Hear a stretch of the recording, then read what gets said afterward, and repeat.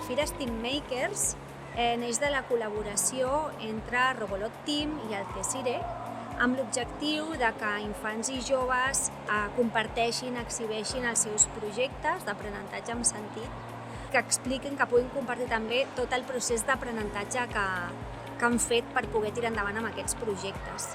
Els projectes que avui s'exhibeixen, alguns són projectes inacabats, perquè estem al mes d'abril, i el sentit que té també és l'autenticitat de poder rebre un feedback útil, amable i concret que els ajudi a avançar i a continuar amb els seus projectes. Aquests projectes tenen en comú una mirada, una visió dels infants i dels joves com a persones claus, no només en el seu procés d'aprenentatge, sinó a l'hora de reimaginar el seu present i el seu futur. Per això el que estem intentant amb aquests projectes és que els infants i els joves s'apoderin i que trobin la manera d'abordar els reptes globals, els reptes socials rellevants a partir d'inventar solucions creatives i innovadores a aquells problemes o a aquelles situacions que tenen a veure amb les seves comunitats, perquè a poc es vagin apoderant i que vagin veient que tenen molt a fer i molt a dir per millorar el seu entorn.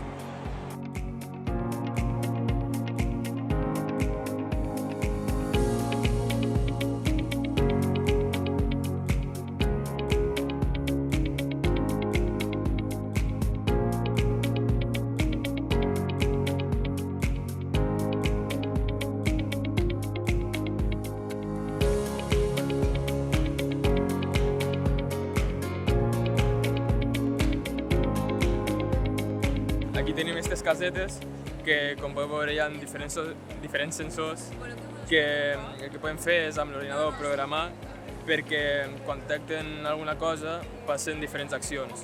O, per exemple, aquí hem fet que en aquesta pantalla es pugui veure la temperatura i la humitat que hi ha aquí a l'ambient gràcies a aquest sensor d'aquí. I aquí a la granja hem fet que quan aquest sensor detecti una temperatura superior a uns 22 graus s'activa el ventilador que n'hi ha aquí integrat. I avui volem presentar aquest experiment que estem fent, que és per a comparar sobre què és més eficient, si el transport públic o el transport privat.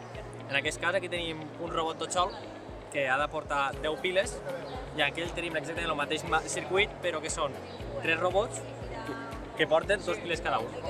En aquest cas és molt simple. Aquí tenim només un robot. L'objectiu que porti 10 piles i pegui tota la volta. Llavors aquí tenim la barrera que fa que no avance, que és on pugen els passatgers. Una vegada han pujat, deixem obrir barrera i el robot comença. Nosaltres el que hem fet ha sigut programar l'Arduino per al que ha dit el meu company, quan detecti la barrera que es pari, i amb els sensors frontals que segueix la línia negra sense descarrilar